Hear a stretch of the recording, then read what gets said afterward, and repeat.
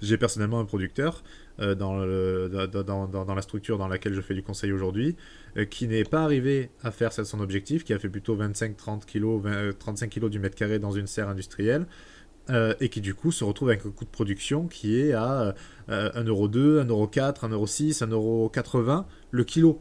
Alors qu'en fait, vous le voyez sur le modèle numéro 2, un modèle maraîcher sous tunnel, sans chauffage, en respectant la périodicité, etc., on se retrouve à un coût, la diapo le dit peut-être un peu mal, entre 1,2 le kilo, et si vous avez une mauvaise production, 1,5, 1,6. Donc en fait, si vous avez des pépins techniques sur le système industriel, ce qui est régulièrement le cas, parce que comme je vous l'ai dit, il y a tout un tas de multiplicateurs qu'il faut valider, et une année c'est un multiplicateur qui déconne, une autre année c'est un autre multiplicateur, et donc il n'y a jamais la totalité des multiplicateurs qui sont alignés, et le jour où ça arrive, vous avez tellement d'argent, vous avez tellement fait une année incroyable, que vous allez devoir déclarer du bénéfice, l'État va vous prendre des choses, vous allez surinvestir, ce qui va peut-être vous... Parce que ce qui se passe, c'est que, admettons, vous avez une grosse structure, vous faites 100 ou 150 000 euros de bénéfices en une année, vous êtes là, putain, c'est incroyable, j'ai acheté un tracteur. Vous achetez un tracteur, vous achetez un bâtiment, vous achetez une calibreuse, mais cette calibreuse doit être vous endetter, vous n'allez pas l'acheter cash parce que pour des raisons de trésorerie, vous allez faire ça. Et donc du coup, pourquoi vous allez investir dans votre ferme? Parce que vous savez que si vous déclarez 150 000 euros de bénéfices, l'État va vous prendre plus de la moitié.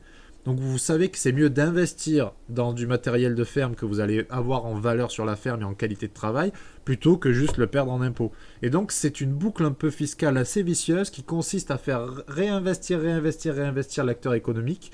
Et en fait, on s'enferme dans une dette d'investissement en fonctionnant comme ça, à cause des bonnes années. C'est presque contradictoire. C'est-à-dire que parfois, la pire chose qui puisse arriver à un agriculteur, c'est qu'il fasse une année excellente. Surtout sur ce modèle industriel. Parce que la probabilité d'avoir une année excellente dans le modèle industriel est beaucoup plus importante que dans un modèle entre deux ou dans un modèle dans le modèle numéro 2 ou dans le modèle numéro 3.